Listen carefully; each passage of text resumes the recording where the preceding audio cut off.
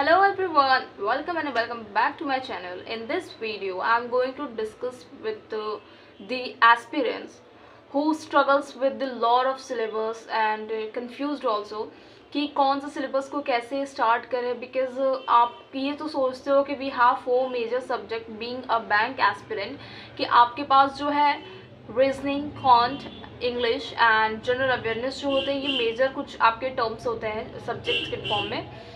तो इसमें जो सबसे बड़ा क्वेश्चन अराइज होता है कि इंग्लिश या इफ़ वी स्टार्टिंग इंग्लिश तो उसमें हमारे एडिटोरियल का भी पोर्शन होता है और वोकैबुलरी ग्रामेटिकल पोर्शन भी होता है। तो बहुत सारी कन्फ्यूज़न है कि कैसे हम अपने जो पूरे टाइम को है उसको कैसे टैकल करें। तो मेरा जो अभी तक का एनालिसिस रहा है, मैं मतलब I am also the beginner, I am also starting the preparation right now.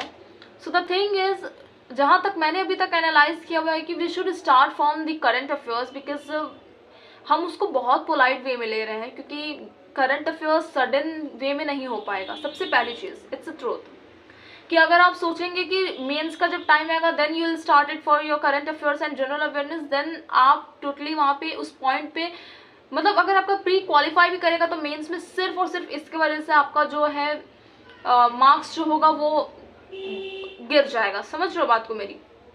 तो पहली चीज़ तो मुझे लगता है कि अगर आपको दिन की शुरुआत करनी है you must have to see the current affairs and then आपको जो है एडिटोरियल की क्लास लेनी चाहिए। Why should you take the editorial class? Just because कि आपकी रीडिंग अच्छी होनी चाहिए, राइट? रीडिंग के थ्रू आप जो है उसमें वोकैबुलरीज भी नए नए सीखते हैं, उसके सिनोनिम्स एंटोनिम्स सीखते हैं, रूट वर्ड सीखते हैं। एंड एडिटोरियल के लिए मुझे जहाँ तक लगता है एडिटोरियल जब आप पढ़ते हैं उसके साथ आपको ये भी ध्यान देना है रीडिंग क्यों इम्पॉर्टेंट है।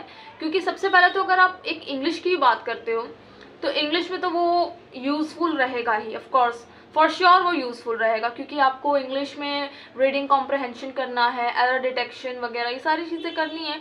तो जब डेली बेसिस पे रीडिंग अगर आपकी हैबिचुअल रहेगी ना तभी वो आपके लिए बेनिफिशियल होगा, ठीक है? तो रीडिंग इसलिए मैंडेटरी है। ये सिर्फ इंग्लिश में ही नहीं काम आएगी, ये आपकी मैथ्स में डीआई हो गया उस पर काम आएगा, डेटा इंटरप्रिटेशन में, रीजनिंग में काम आते हैं, बड़े बड़े जो पैराग्राफ्स में अगर पजल्स वगैरह उसके जो क्वेश्चंस होंगे वो सारी चीज़ें उसमें काम आएंगी। इसलिए भी रीडिंग ज़रूरी है, एडिटोरियल आपका ज़रूरी होता है। And next, now if I am talking about the reasoning, तो रीजनिंग एक ऐसा सब्जेक्ट होता है जिसमें हमारी of course we can call logical aptitude, जिसमें हमें लॉजिक बेस्ड क्वेश्चंस मिलते हैं। एंड ये थोड़ा सा नया रहता है बिकॉज क्योंकि हमारे ये एक मेजर सब्जेक्ट नहीं रहता है तो इसलिए वो थोड़ा हमारे लिए नया भी रहता है। तो मेरा जो पर्सपेक्टिव है कि जैसे अगर आप कोई चैप्टर स्टार्ट करते हो या मैंने भी स्टार्ट किया था तो उसके पीछे मैंने उसको ऐसे किया था कि आप जो है रिलेटेड चैप्टर्स से स्टार्ट करो। जैसे अगर आप if you are starting with the inequality, तो इनइक्वालिटी में क्या होता है कि ऑफकोर्स उसमें स्टेटमेंट कंक्लूजन होता है, राइट? अब उसमें कंपैरिजन करना होता है, उससे मिलता जुलता टॉपिक स्टार्ट करो। जैसे उसके बाद आपका हो गया सिलॉजिज्म, उसमें भी आपका स्टेटमेंट एंड कंक्लूजन होता है, राइट? बस उसमें आपको कुछ थोड़ा सा अपग्रेडेड वर्जन मिल जाता है जिसमें आपको वेन डायग्राम वगैरह बनाने होते हैं, राइट? आपने सिलॉजिज्म कंप्लीट किया, अब आप आइए डिस्टेंस पे आ जाइए, ऑर्डर एंड रैंकिंग पर आइए। मतलब ऐसे सीरीज से जब आप चलोगे तो it's not create burden on you, okay? और अगर मैं बात करती हूँ मैथ्स की, तो मैथ्स में सबसे प्राइमरीली आपको करना है ये कि आपको अपना कैलकुलेशन यानी कि स्पीड मैथ्स हर हाल में आपको सही करना है। बिकॉज अगर आप स्पीड मैथ्स नहीं अगर ध्यान देते हो, क्योंकि एक बेसिक ट्रिक भी होती है ना, एक क्वेश्चन में बहुत यूजफुल होती है। Like when I started I have been thinking कि why we learn the tricks. It is okay ना कि हम एडिशन कर रहे हैं, सब्ट्रैक्शन मतलब वही अपने पुराने वाले मेथड से करते हैं।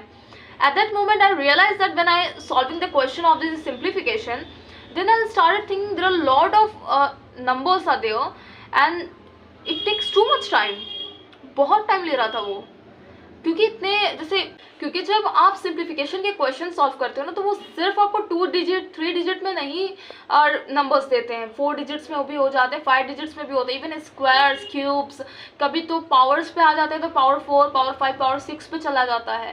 एंड जब सॉल्व करने लगते हो 11 का टेबल, अच्छा 11 का टेबल कर रहे हो तो 10 तक तो सबको आएगा, फिर उसके बाद से अगर 11 13 आप पूछ जाए, 11 13 आ जाए, या फिर अगर पूछ दे what is the product of 11 into 23 24, तो कहीं ना कहीं ये थोड़ा सा टाइम कंज्यूमिंग आपके लिए हो जाता है। इसीलिए स्पीड मैथ्स ज़रूरी होता है, ताकि आपको एक यूनिवर्सल ट्रिक्स बताते हैं पूरे बोर्ड मास का, जिसमें आप एबल हो पाते हैं कि आप अपने जो है थोड़े से भी टाइम को बचाएं। बिकॉज 35 क्वेश्चन, मतलब आप इस चीज़ को सोच पा रहे हो कि आपको एक एक क्वेश्चंस को अटेम्प्ट करने में मोस्ट प्रोबेबली 7 to 8 सेकेंड्स ही मिल रहे हैं। तो कैसे आप इस चीज़ को सोच रहे हो कि अगर कभी मल्टीप्लिकेशन ही आपको करना हो सडन में, कि ऑफकोर्स 23 इंटू 139, देन आप क्या करेंगे? तो ये पूरा जो प्रोसीजर आप ये करोगे, कैरी फॉरवर्ड वाला मटेरियल लेकर के, फिर इधर एक्स इधर कट करो, फिर उसके बाद से नीचे इधर शिफ्ट करो, फिर ऐसे काउंट करो, तो it's consume time the most, ठीक है। एंड इन दी एग्जामिनेशन हमें जो है अपना टाइम जितना हो सके सही तरीके से इस्तेमाल करना है, नॉट जस्ट बिकॉज कि आप जो है सारे क्वेश्चन सही करें, नहीं, लेकिन एटलीस्ट वो सारे क्वेश्चंस तो सही करें जो आपकी प्रैक्टिस में है। So speed maths plays a very vital role. And उसके साथ में आपका स्क्वायर्स हो गया, क्यूब हो गया, स्क्वायर रूट हो गया, क्यूब रूट हो गया, ये सारी चीज़ें बहुत इंपॉर्टेंट है मैथ्स में, बहुत ज़्यादा। ये और इवन परसेंटेज टू फ्रैक्शन हो गया, फ्रैक्शन टू परसेंटेज हो गया, ये सब बेसिक चीज़ें। आई नो ऐसा नहीं है कि हमें क्वेश्चन मिलेगा तो हम कर नहीं लेंगे, ऑफ कोर्स करेंगे, but we apply a lot of methods then we will do, because in our academic year हमें वही बताया जाता है कि ऐसे ऐसे स्टेप बाय स्टेप इस चीज़ को फॉलो करो। सो तो ये सारी चीज़ें जो है हमारे एग्जाम में काम नहीं आने वाली हैं। ओके, तो ये बहुत मैंडेटरी है, हमें इस चीज़ पे ध्यान देना है मैथ्स के लिए specially, I am telling you.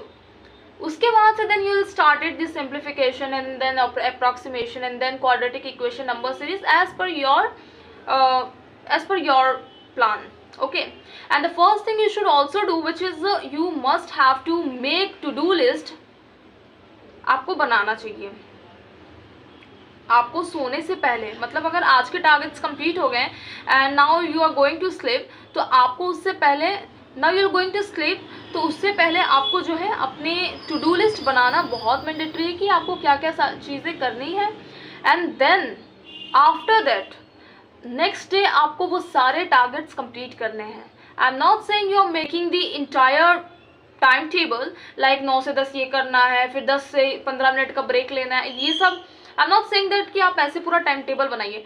To do list means that means you are able to do, you have the capability to do and done your targets. Okay, तो आपको सिर्फ वो सारी चीज़ें बनानी है जो आप कर सकते हैं। एंड रिमेंबर वन थिंग, आपको 3 चीज़ डेली करना है। The first thing will be कि करंट अफेयर्स नहीं छोड़ने हैं, कोशिश पूरी करनी है करंट अफेयर्स करने के। I know it's very boring, अभी तक मैं टाइम पे नहीं आ पा रही, मैं कोशिश, लेकिन या I giving my all efforts, तो मुझे लगता है कि आपको भी ट्राई करना चाहिए। And the second thing is कि एडिटोरियल की क्लासेस नहीं छोड़नी है, आपको बिल्कुल भी नहीं छोड़नी है, ठीक है, because it's plays a very vital role in your English preparation and as well as the rest of days as well as the reasoning and maths also, ठीक है। जहाँ पे भी आपको पैराग्राफ मिलेगा आपको पढ़ना ही है हर हाल में।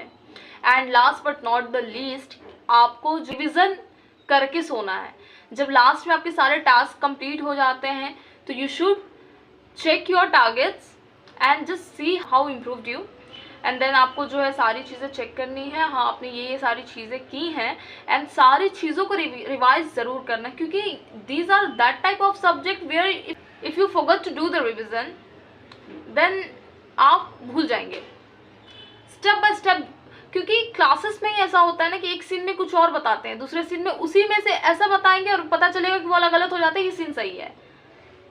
तो रीजनिंग की क्लास में बहुत ज़्यादा ये होता है, तो हमें ये चीज़ ध्यान रखनी है। इन शॉर्ट एक मैं आपको कंक्लूज़न देना चाहती हूँ, निष्कर्ष देना चाहती हूँ कि टू डू लिस्ट बनाइए सोने से पहले। आपको सिर्फ वही टू डू लिस्ट में बनाने हैं जितने आपको चीज़ें करनी है, बर्डन नहीं आपको चाहिए कि मतलब करना है करना नहीं, जितना कर सकते हैं उतना। You don't have to showing off to someone or yourself. आपको अपने आप को भी धोखे में नहीं रखना है। करंट अफेयर्स डेली करिए, editorial and revision also, and सारे सबको दो, जितना टाइम दे सकते हो दो, अपने हिसाब से दो, ठीक है। प्रेशर नहीं बनाना, it's not a very hard thing, and या let's crack it together. Due to some reason मैं थोड़ी सी लेट हो गई वीडियो बनाने में, but still now I am trying to be regular. Hope you liking this video, and please hit the bell icon and do like and subscribe my channel. Okay, thank you.